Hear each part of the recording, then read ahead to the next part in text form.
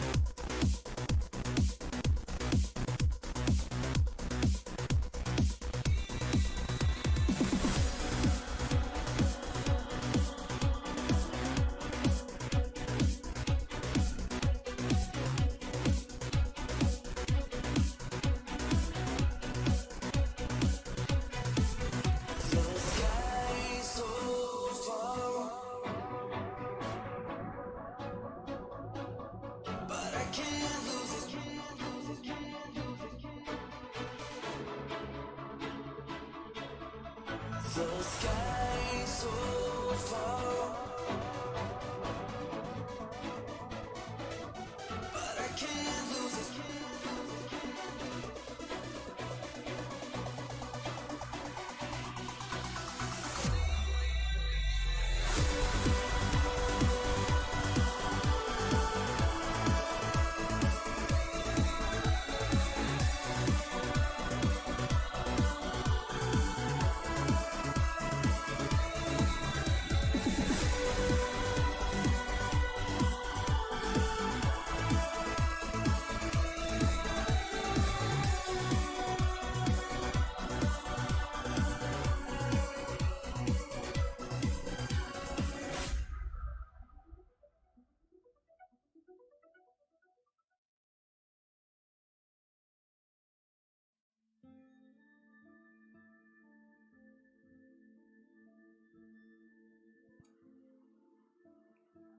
Good evening, friends.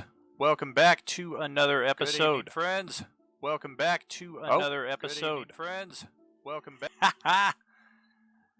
And that's me not even abiding my own advice right there. I had the Twitch stream live in the background, so I'm immediately getting my own voice right back in my ears. So with that muted, take two. Welcome back, friends, to another episode of Role-Playing Unlimited Out of Character. Tonight with me, as always, we have Evil Dawn and the J-Man himself. But we have a couple special guests as well, as you can see in the lower right corner, the Radio Free Covenant logo there. We have both creators of the Covenant role-playing system, and they're here to answer all of our questions and yours about the process of creating their system, what exactly their system is. Let me turn it over to Evil Dawn and J-Man first for your greetings. Hey, good evening, everybody. Evil is in the house, actually the apartment, and glad to be here with you guys tonight. Looking forward to an awesome show and looking forward to talking to these guys because Sean and I, we haven't talked in quite a bit. No, we haven't. Yeah. Same here. It's been a long time since I've got a chance to interact with Sean. He's an old friend of mine. And it'll be, I think, from what I've heard about this system, it sounds pretty interesting. I think we have some good questions lined up, and I think we can get some good information out there about this new system they've developed. Heck yeah. And I'd also like to turn it over to Sean and Squall, the creators of Radio Free Covenant. Say your hellos to our viewing audience. Yo. Hello there. I'm Sean Daly. Hello. All right, so we're going to dive right into it here. We have a list of questions we're going to run through. Both of you feel free to answer as the mood strikes you. Before getting into any of that, though, what is the Covenant role-playing system? Like, just in a generalized term. I'll take that, Squall, if that's okay. Yeah, go for it. Okay. All right. Covenant is basically a diceless science fiction role-playing game. It takes place, and I keep having to do the math on this, but I believe it takes place 800 years after, about 800 years in the future. Earth is visited by aliens called is visited by a alliance of aliens called the Covenant. Okay. Later in this century, about 100 years after that, Earth is destroyed. This takes place about 700 years after that, when humans have been forced to scatter throughout the galaxy. And there's the Covenant. There's a number of other factions in it that are either rivals or pretty much neutral towards the Covenant. But the Covenant is pretty much the quote unquote the good guys in the faction and the main faction. Well, as you mentioned, the game is diceless. How does that work? Okay. All right. What each character has something has. Let me put it this way. It's a instead of throwing dice, each character manages resources. That resource is called discipline. Discipline is basically all of your expendable resources, smashed into one number, like your ammunition, your medicine, your physical health, your mental health, your social capital, your ability to sway other people, people's tolerance of you. It's all put into this one number, and you make bids on it. You make bids to perform actions, and your bid has to either be larger than a difficulty or the bid of another character. Now, we are going to this. We're trying to simplify that more, but right now that's how it is. We don't know if we're going to stay with that. We don't know if we're going to go with that. We don't know if we're going to go with dice. It started out as a dice game. It just evolved into this diceless system. But for right now, that's what you do to perform actions with your character in the game.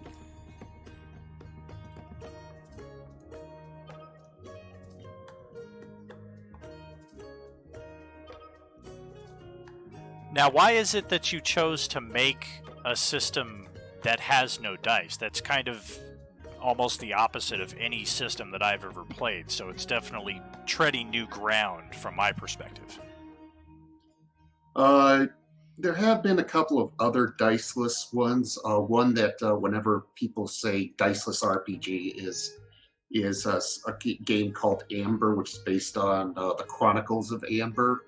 But we're going with that. It's either basically as I understand it right, the characters compare numbers, and whoever has the highest number wins, basically. With us, it was originally a game that used 2d6, and discipline was just basically hero points or brownie points that you would use to affect your die rolls. But the discipline points started doing more and more and more, and at one point, we started having them, spend one discipline to increase your die roll by one. And at that point, we just said, why don't we just get rid of the dice? It wasn't something that we originally planned. It was just how the design evolved. Just through the process of playtesting, it's what made the most sense to you. Yeah. And like I said, we might be going back to dice. We are not wed to this. Further playtesting may do, with further playtesting, we may decide to go back to dice or use another system. But right now, that's the system that we're using. Well, it sounds pretty interesting because you're using more strategy than luck. You're taking a lot of the luck factor out of it. I mean, because I know with a lot of our games where my dice turn on me and now we're up the creek without a paddle, even if we have the best strategy available. But what you're trying to do is make a game where the strategy is the key. Yeah, basically. You were going to say something, Squall? No, just that was reflex. Sorry. Yeah, yeah, but yeah, while I was developing this diceless system, I was thinking of all the times that I have rolled a 1 when I didn't want a 1, and I think back on it rationally. I know that it doesn't happen that often, but it always seems to happen at the worst possible time. And yeah, I was trying to eliminate that. Some people would say that that's part of the experience, trying to, deal with, setbacks like that. But I figured that the force majeure, that's what we call the DM, is going to throw enough setbacks at the players that it will more than counteract that. I always figure if you have poor dice and you roll a lot of natural ones, why don't you just play Alternity? Turn those bad dice into the money dice. Yeah. How about you, J-Man? Well, talking about different role-playing games and all the times you've rolled bad dice, that makes me want to ask, how long have you been playing different RPGs? And, is there any that particularly stand out to you? Well, I'll start on that, Squall. Okay. Me personally, I've been. I started playing back with basic Dungeons and Dragons and AD&D. I had a red box set, and that was my first exposure to RPGs. Most of my stuff has been most of my experience has been either TSR or Wizard of the Coast, but I have played some other games. A very influential game for Covenant, in fact, was Werewolf Second Edition. I love playing both Bone Gnawers in that. I'm just weird. With that being your experience, would you say those are the systems that most heavily influenced your design of Covenant, or did you try to go outside of the box completely? What was the foundation?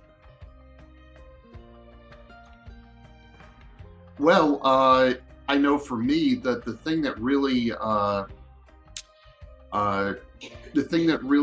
got me thinking.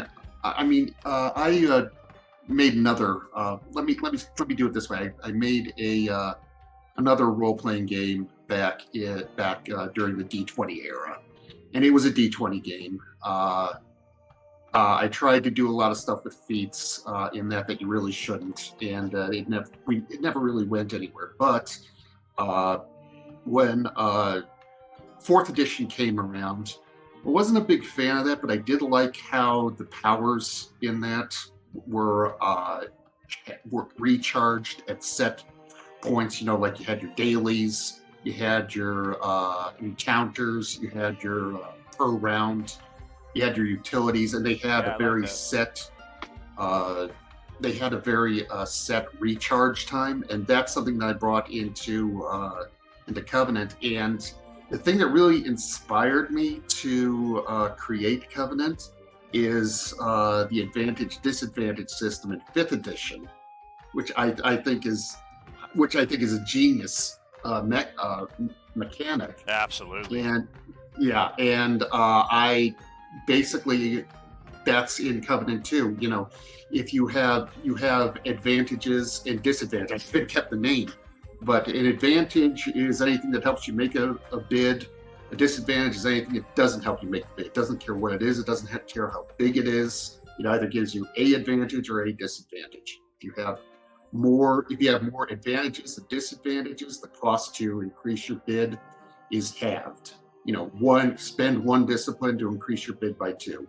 If you have more disadvantages than advantages, the cost is doubled. Spend 2 discipline to increase your bid by 1. And that came directly from 5th edition. And I'm in fact, it's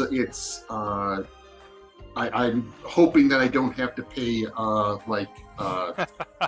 like royalties or anything to Wizard of the Coast for that one. Squall, Sean said that he's tried to make another game beforehand and such. Were you involved in the production of that game? And what other games have you played in the past? I wasn't directly involved in the production of that one. As for myself, there was D&D. I did a lot of that in high school. And then I tried it again recently and was really not good at it. As for others, Sean's the one with more experience with the tabletop gaming than I am. I'm more on the oh jeez, I'm saying a lot. Oh jeez. You're fine. And that too. I'm doing that one as well. Anyway, I'm more on the active combat system stuff, one might say, the action RPG type games.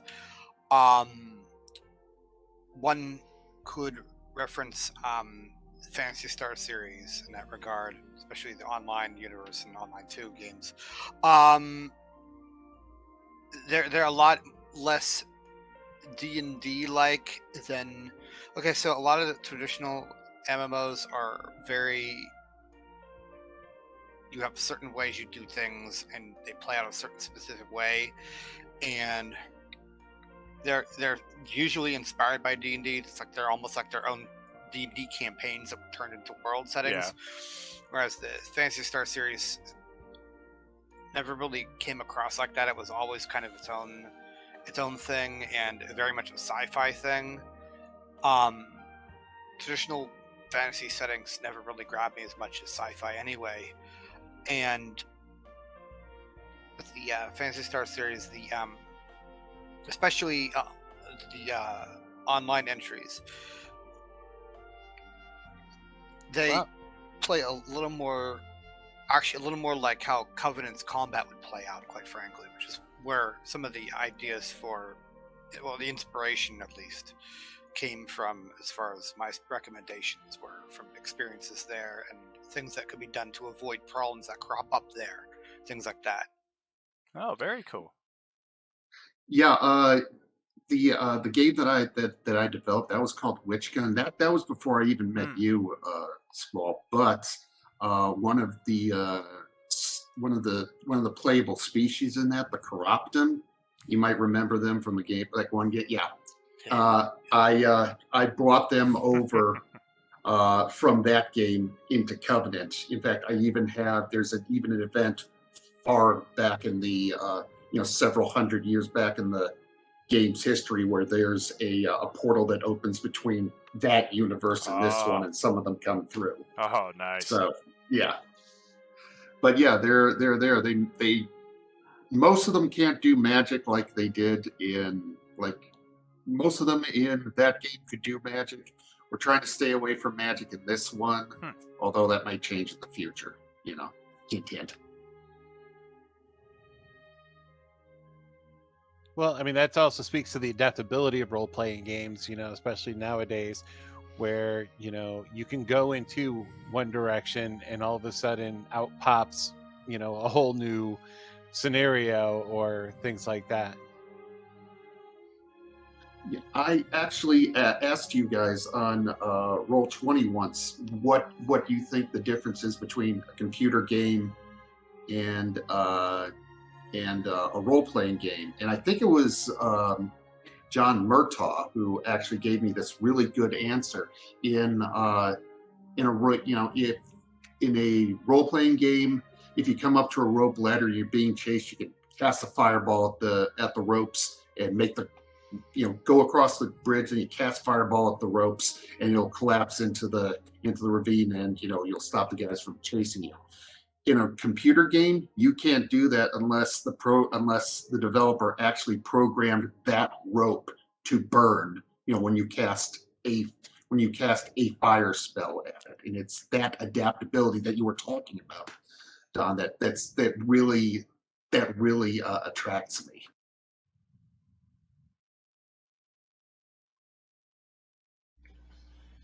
So we've been talking about influences on your game.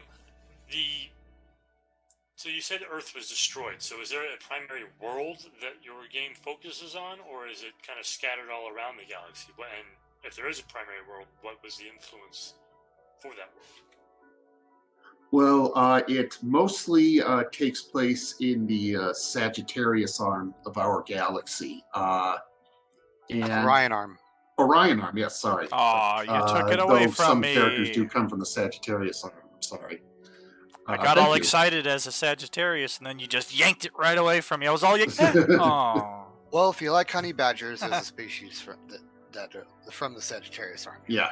Anyway, There's, most of them are from the Orion arm, and it takes place around the Orion arm. In fact, I'm trying to get a 3D map that will show me the actual locations and distances between stars so I can map it accurately.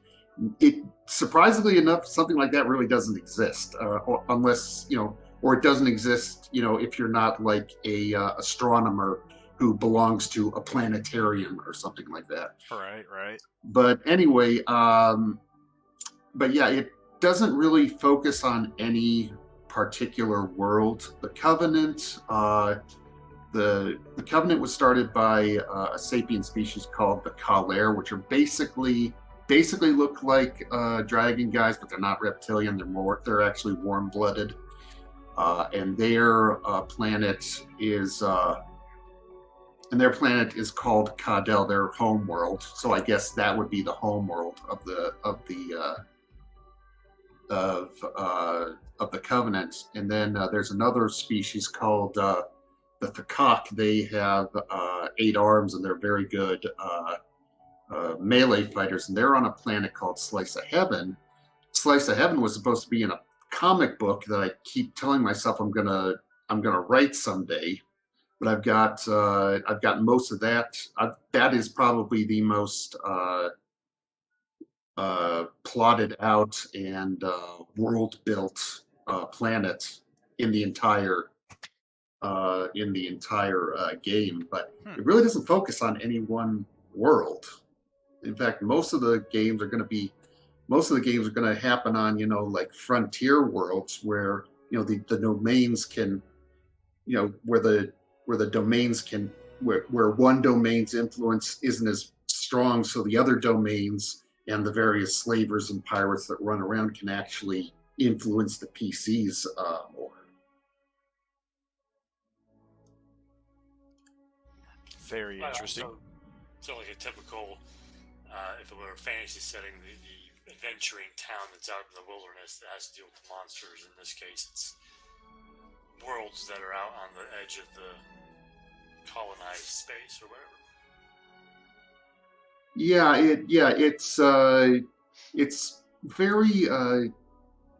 It's very space opera-ish, I think. Although I'm trying to go a little bit harder, trying to go just a little bit harder science fiction than space opera.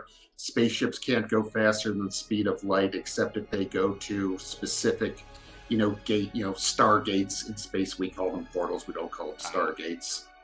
But yeah, and the weapons, we try to keep them, somewhat, within the realm of possibility. But I think that, dancing in chains like that, making things a little more realistic actually makes it a little more interesting. That's my opinion, though. Oh yeah, to each their own, of course. That's one of the beauties of not just role-playing games in general, but if you're talking about a science fiction themed role-playing game, the possibilities are, I want to say, like tenfold compared to a traditional fantasy setting, because you've now got technology and a much vaster scope to work with. Yeah. Now, I know you guys have been building this for a while, beta testing and what have you, and the play testing has finally come into fruition, and I think that's a very recent event. Why don't you tell us about that? You want me to do that, Squall? Sure. Okay. Well, we had our very first play test on Saturday. Unfortunately, we weren't able to do any We weren't able to do any rules really because one of our players had to bow out for personal reasons. So we had only 2 players, and myself. But what we did was we did a lot, instead of doing a lot of rules, like doing a lot of bids, dice chucking in our game. Instead of really giving the rules a workout, we did a lot of storytelling. What I did in that is I basically gave the players a prompt, and I basically let them do most of the storytelling that session. Every so often I would come in with another prompt, but basically for 5 hours, there were 2 players who were talking to each other and building the world their way. I was lucky because one of the players was really interested in one of the factions called the Terran Federation, and she asked for, this person asked for all kinds of information on that, and they created the home world that their character came from. They created, the family that she belongs, that her character belongs to. She's a slave, so she talked about all the other slaves that these people talk about, that these people owned. What the owners did for a living, and none of this is going to show up in the current campaign, at least. But this is all backstory that the player put into the game by themselves, and I was just floored by, number one, all of the work that she did for me, that this person did for me, and number two, the fact that Squall and this person were just so engaged by this, letting this whole, if I was not sold on, before Covenant, I heard collaborative storytelling, and I didn't understand it. I thought it was stupid, but that session, I'm telling you, that session sold me on collective storytelling forever. It was really something. That reminds me of that meme that I found recently that's got Henry Cavill, Superman, dressed up in a fine suit, and he's standing there on the red carpet, and the caption underneath him is "The DM's Homebrew Campaign." And then there's Jason Momoa sneaking up behind him with this giant grin on his face, and it says, "My player's 80-page backstory."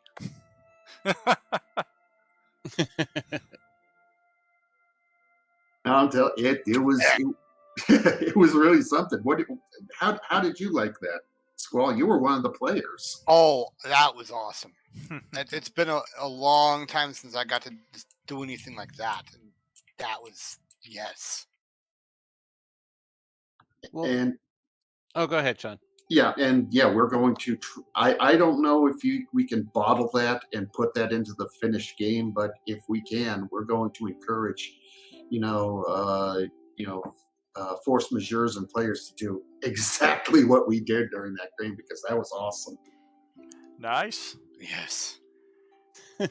How exactly would you? I'm sorry. How exactly go would you ahead, define that? The collaborative storytelling, because I'm not really sure if I'm understanding it correctly. Well, basically, it's not a game masterless game. There's a game master there. He comes up with the story, but instead of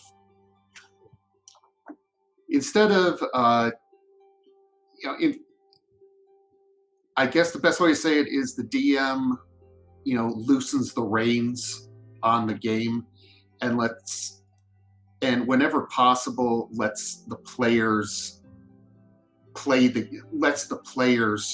write the story. If one of the things with Covenant is the rules are only supposed to be there to do 2 things: to settle any conflicts between characters or the player and the FM, or 2, to settle any uncertainties, like, can you climb that wall? Can you pick that lock? Right. Other than that, it should be, and games like D&D seem a little more strict with that. They have more, the rules have more control over it. Covenant is just going to be those two things, and other than that, it's pretty much let the force majeure letting the players just write the story. And when when you get to a conflict, then the force majeure sets up the game, prompts the players, kind of tries to guide it, but doesn't force them. And when you get to a conflict or when you get to a point of uncertainty, you make a bid that determines where the story goes from there, and then you go from there. I don't know if I'm describing this very well. The way I was taking it was, it's a very improv style game. There's not a whole lot of preparation put into it, and I just wanted to make sure I was understanding that correctly. It reminds me a bit of the Forgotten Realms game that we ran way back in the day, where it was literally the players created their characters, and I put together the intro mission, and then after that, everything was just, I don't know what you guys are going to do. That's how we ended up having the Holy War and the court trial and just many monumentous events. And that party split up like on 6 different occasions, and they were very insistent on throwing curveballs. And there's a beauty to playing that way too. It can feel very exhilarating.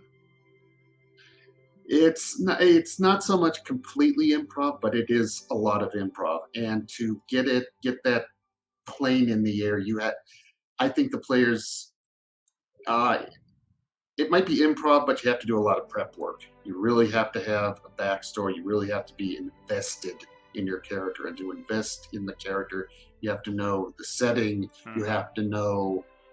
You have to develop a backstory. You have to develop. The players who are in your backstory, and I mean, once you have that stuff set up, then you can do improv. But getting to that point is kind of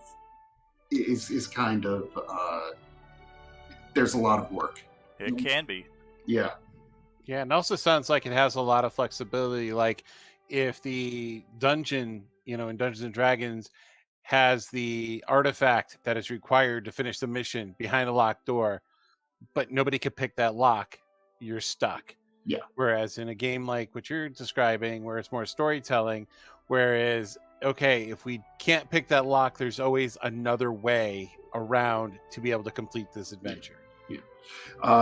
Something that happened with, actually, something that, do you remember, Squall? Originally, the game was, the playtest campaign that we have, the players were supposed to be captured by slavers, by fiat. I mean, they were just, they're in a ship, and they get captured, and they get taken to the slavers' base. I mean, yeah. No, what was that? Oh, I remember. Yeah, and but you and the other player, you had on your 2 of your ties, by the way, are what give you your discipline, and which is why you have to defend them, and which is also why you have to which is why you have to put so much into your backstory. But both of the players' ties who were involved in the game were had something to do with freedom, and I just decided, you know what, I don't have this encounter written up, but they're not gonna just be captured. These 2 characters are gonna fight these slavers, and so I just, and we got to that point where they encountered the slavers, and I said, okay, we'll meet up next time, and I need time to figure this out. I need time to figure out this fight, because that's based, because like I said, those characters would not have just let themselves be captured. They would have fought, and they might win that fight. I doubt they will, but they might. And if that happens, it's gonna go off on a tangent. And but I'm I haven't DM'd in like a decade, but I'm actually rather proud of myself for doing that personally. Sounds great. Hey, what kind of advice would you give to someone else who might be wanting to design their own game? You want to answer that, Squall? You want to say anything about that?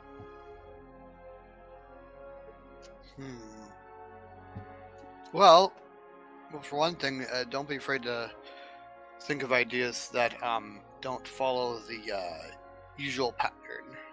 But at the same time, there's nothing wrong with following the usual pattern as long as you go and you do your own thing with it from there.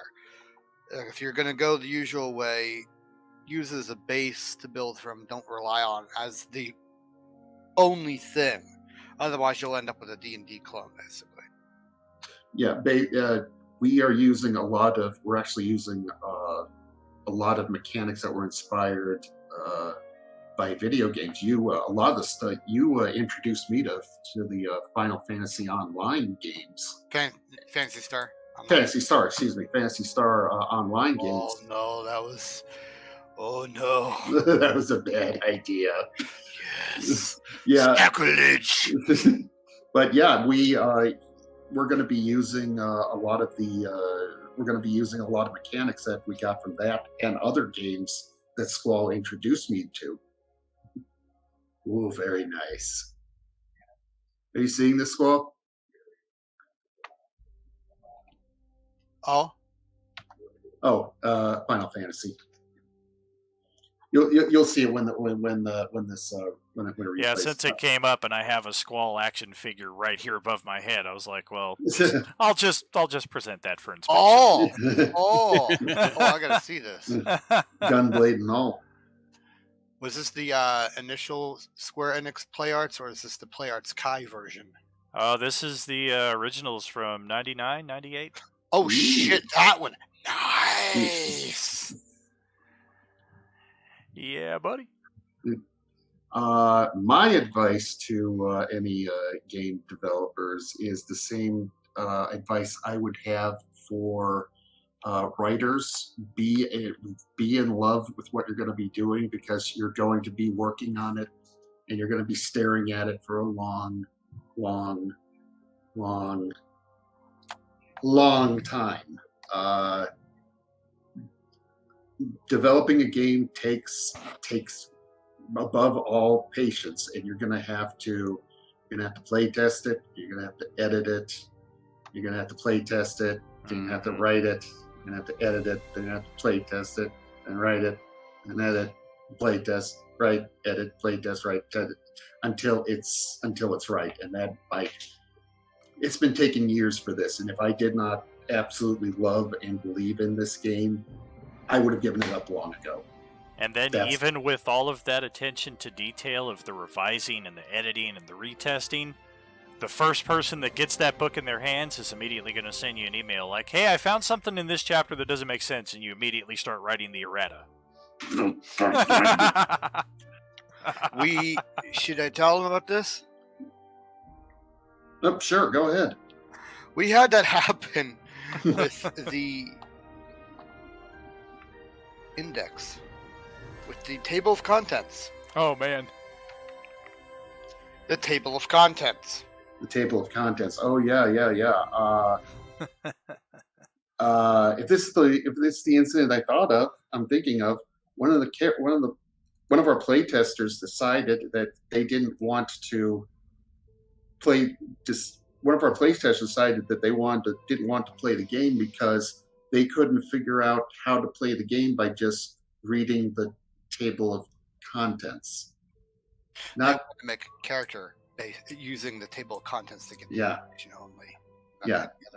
I don't know. That's usually how you get the full story from any book, is by reading the first page. Yeah. Apparently they didn't want to go further than reading the table of contents. They just wanted to read the table of contents. And if there's a dummy's guide to how to read a book, maybe direct them to that, but they would probably already be out of luck because they wouldn't know how to read it. Yeah. Because they'd stop at the table of contents. Yeah. I mean, I have made a quick start manual for this. I have made a cheat sheet for this that had the most basic rules in it, the stuff that you have to absolutely know to play the game, and Right. wasn't enough for this person. Yeah, like a 10 to 20 page pamphlet so you get the basic rules like any other system will present to you so that you don't have to be overwhelmed by the 300-page book. But Yeah. still, you're not going to get it in one page unless the rules you're playing is checkers.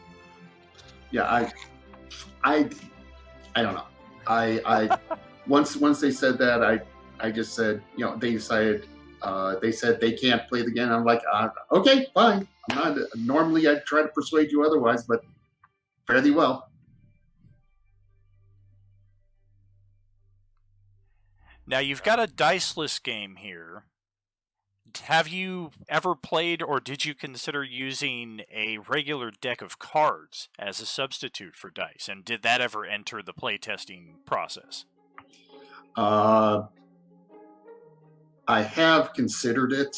The fact that you have a playing, a regular playing deck, not even like tarot deck, just a regular, $2 pack of cards has suits. It has face cards. It goes from 1 to 10. Those would be perfect for the game. Right. Fortunately, I really haven't.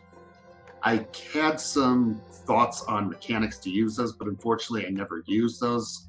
They are somewhere in my.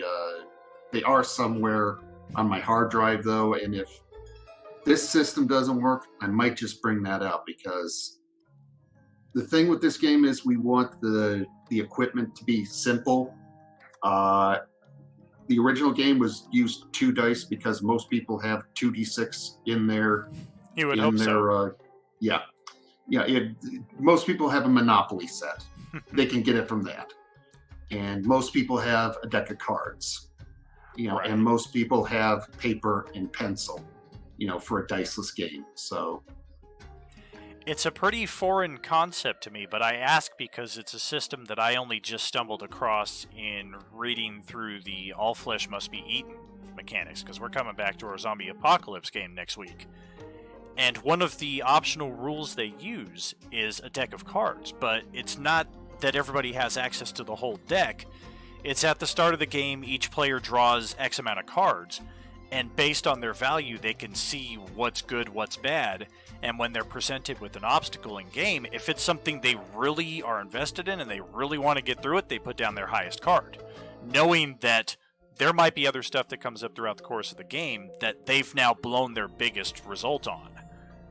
Or they could start off with the lower value cards and save that for something bigger, knowing that something bigger may in fact not even come up.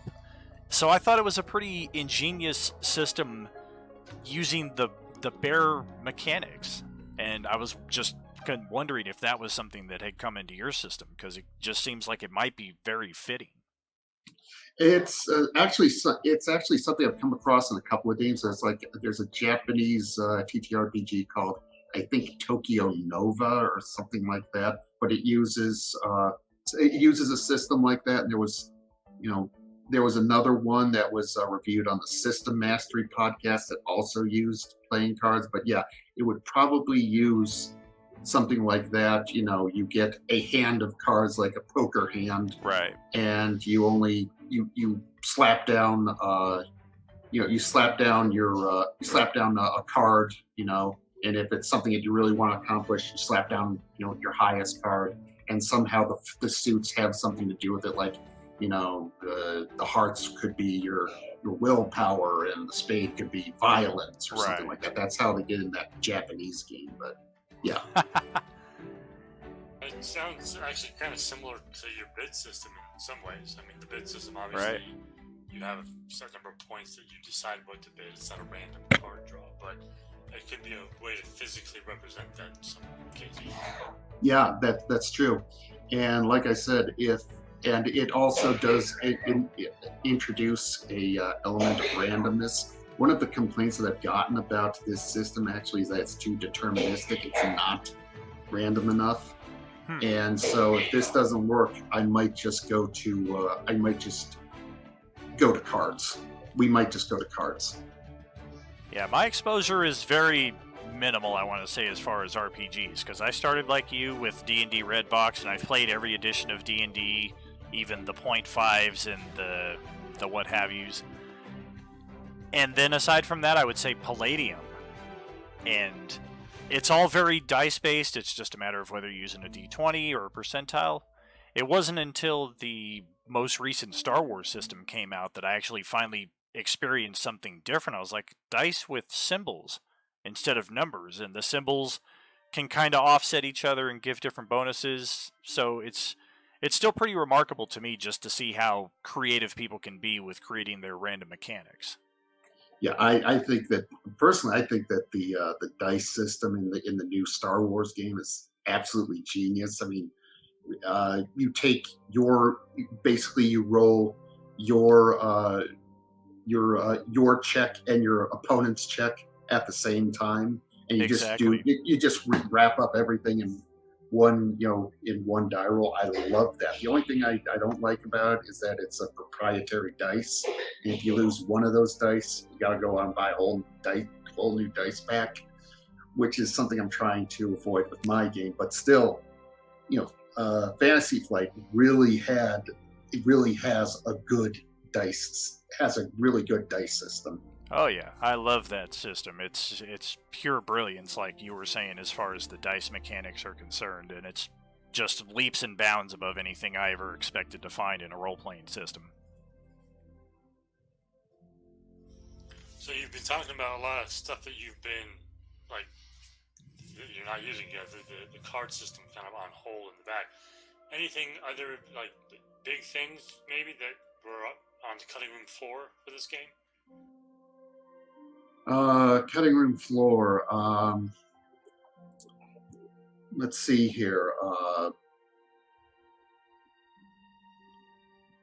Well, not so much cutting room floor, but we do have, besides the basic rules, we have a bunch of other rules. We have a bunch of other rules like failing forward. If you fail your bid, you can succeed at it, but with consequences. Like, say you try to jump over a fence, your bid isn't high enough, so you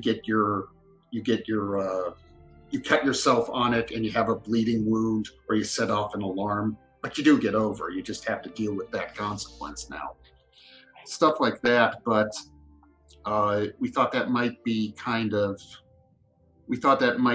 complicate things unnecessarily for a game that's actually rather simple in its basics. So what we're going to do with that is we're going to have the basic rules, and then we're going to have a bunch of rule mods that your play group can slot in and out as they want. So stuff like that. There's going to be a rule going to. There's one that you came up with, Squall, that I really like. It's called the crowning moment of badass. You want to describe that? Yeah. All right. What's that? This is actually a really good idea. Thank you. Okay, so how this would work would be, all right, every character gets one moment where their action succeeds no matter what. They can do basically a Hail Mary, completely succeeded what this thing is. However, they can only do it once for the entire game, and if once you use it, you can never do it again. Your character has expended that; you cannot do it again. Like once during their lifetime, they can exceed their limits. They can limit break and completely succeed at something. Only do it once. Well, it's cool that you say limit break, because my immediate question, as I'm not a game designer the same as you guys, but I do like to create a lot of house rules for any system that I'm playing just to add an extra depth of reality to it. And my first thought upon hearing that is, okay, so what's the limit? Because I know my players, I will give them that, and we'll play a 90-game campaign over 2.5 years, and nobody will ever use it. they will let their characters die before they use it because other people will resurrect them. And then we will get to the final 3 bosses in the game and instant, and it's all over. Because I know my players. Yeah. No, we would never do that. There. What was that? I'm sorry. Boons. The boons that we would just Yeah, right. Yeah, I last would give people boons, and they expecting that they would use them at some point. And then all of a sudden, I'd have one great battle. And then here comes like 90 boons in 1 second. Ah! I think I remember that pyramid. Oh yeah, you were there. We were all pulling them out. All at once. We had one player who was going to do a self-sacrifice, and then 3 players were like, "I have a card that makes me immune to all damage for 1d4 rounds." And the guy who was going to do the sacrifice play is like, "Maybe one of them should stay behind. They're immune."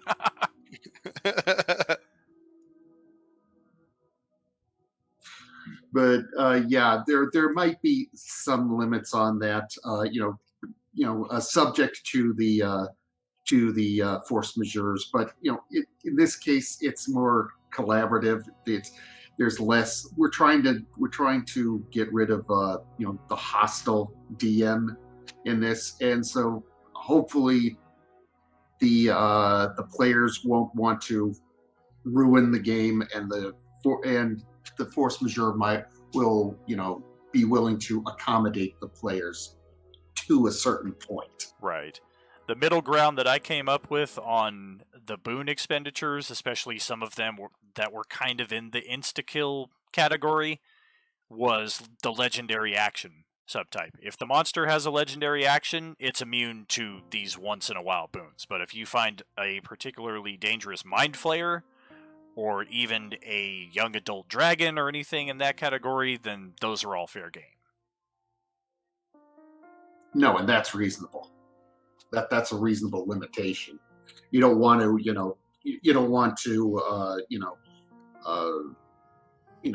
resolve the entire game. You don't want to cheese resolving the entire game, resolving the entire campaign and the entire story if you can avoid it.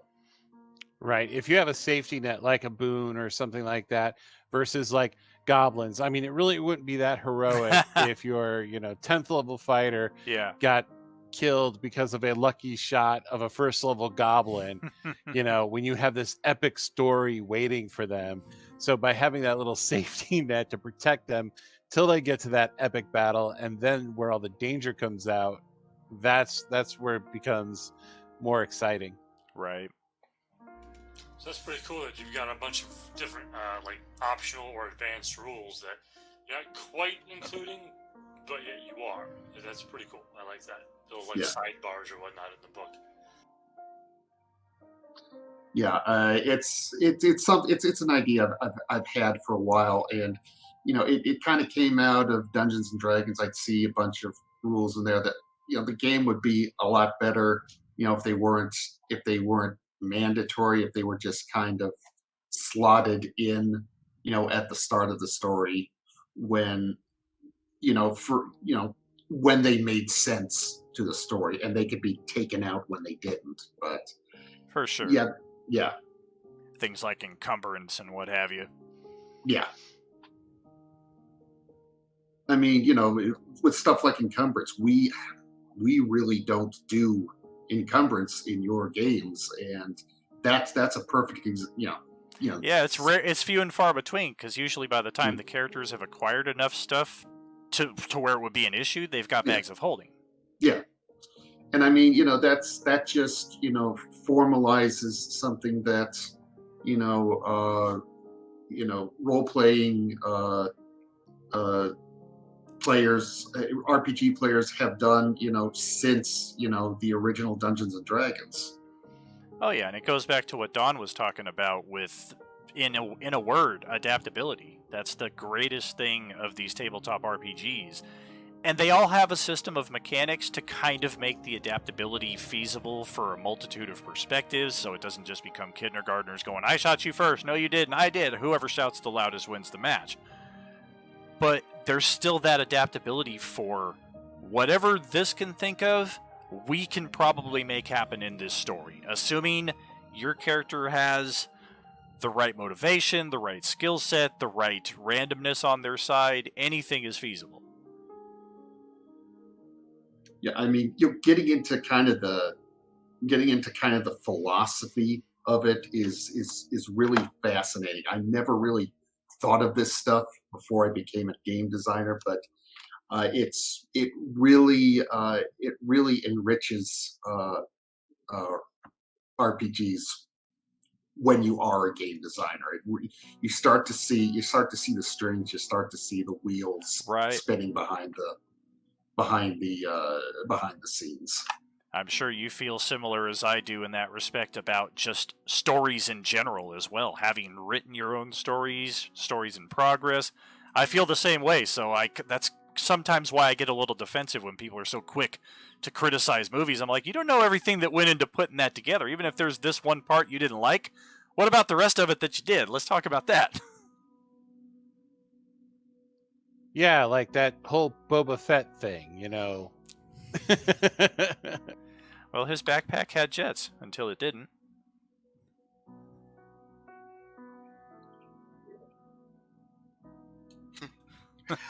I'm betting that part of what happened with that was the way he hit,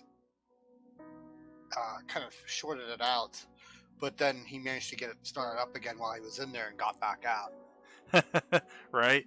It's just ironic that the Fett bloodline seems to always have malfunctioning jetpacks, and that was something that I carried forward into our recent Star Wars What If game. We're now 450 years past all the movies, and I created Isidore Fett or something. And of course, anybody that knows me, they immediately know there's a Fett in the first game, and they're like, well, this is the main character. And right off the bat, I have his jetpack malfunction, and he loses the battle. So everybody's like, okay, so I guess Dan's not going to put all his eggs in the Fett basket. We're going to play a little fun with it. You know, and I think the biggest disadvantage to the Sarlacc is that it can't swallow. You know, it just relies on people falling into it to survive. It just can't go gulp. Well, then it's also got the sticky tongue like the frog, except it's got 1,000-year salivation right there where it's just like, man, I want this so bad, but I'm not going to be able to have it for another millennia. I mean, imagine having a cough drop in your mouth for like 6 months. That's probably what the Sarlacc is thinking. Oh god, that would be a horrible taste. It might even be worse, because that was a lot of Gamorreans that fell down that pit. Yeah. Oh no! How many licks does it take to get to the center of this tootsie roll fluff? Because, I mean, on one hand, you're thinking like, okay, great, it's a bunch of pigs falling down, I'm getting bacon, but then you actually get your tongue on that Gamorrean, and Yeah, because I don't think they bathe too often. Yeah, they don't take showers a lot. And somehow we've gotten on a Boba Fett and Sarlacc digestive habits conversation. So that's always a lot of fun. I want to thank everybody for being here tonight, our usual co-hosts and our guests here as well, the creators of the Covenant role-playing system. Any last words that you guys want our viewers to know about your system? Any links or anything that they could find it with? We're on Twitter at Radio Free Coven 1. That's Radio Free Coven number 1. Okay. We have a Patreon, patreon.com/Radio Free Covenant. Cool. We, for just $1 a month, we can give you updates every weekday on the game. Right now, we're transcribing notes for the Archimedean Confederation, one of the factions. So it's a little slow, but once we get done with the domains, it'll speed up. It'll get a lot more interesting. And we also have a stream on Sundays, 4 p.m. Eastern, 1 p.m. Pacific, on Twitch. That's at twitch.tv/Radio Free Covenant. Cool. And how about you, Squall? Anything you'd like to add for the farewells to our viewing audience tonight? If a squirrel looks rabid, don't touch it. Wise words. Indeed, good advice. Thank you, Evil Dawn, and thank you, J-Man, as always, for being here as co-host. Hey, my pleasure. And just to let everybody know, we're going into we love to adapt and change up things a little bit to make life a little bit more interesting. We're going down from our 4 co-host scenario down to 3 co-host scenarios because we're rotating our co-hosts out. So Dan will be here every week. No I'm rest for doing the weary. trivia twice a week at Kickers Bar and Gaming and 921 North Las Vegas Boulevard in Las Vegas every other Wednesday night. So that's where I will be. And then this gives us an opportunity to match different personalities and make things a little bit more interesting. Oh, yeah. I'm still here, Wapo. Oh, yeah, we're definitely going to be mixing it up over the next few weeks. We'll still have our interactive Q&As with our viewing audience. And we're going to be doing more things like this, interviewing some of our friends who have their own projects going on, trying to help get the word out more about all of our respective projects. So, again, thank you, Radio Free Covenant, for being here tonight. Thank you, Evil Dawn. Thank you, J-Man. I, of course, am TragicallyHP. Wishing you a wonderful evening. Are you with us? Have a good night.